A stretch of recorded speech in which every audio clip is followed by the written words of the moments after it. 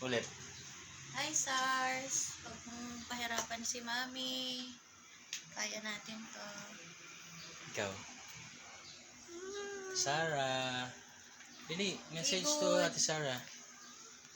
Hello, baby Sarah.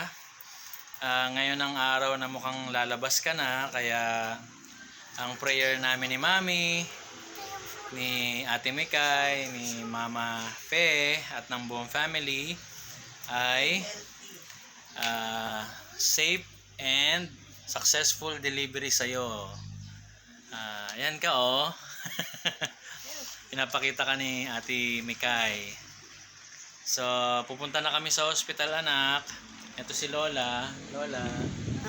Be healthy. Yun ang prayer ko. Amen. Yung matang pang gastos si Mami. Sige anak, papakita ko na lang dito, nasa labas ka na. Sige, bye-bye. Bye, punta na kami hospital.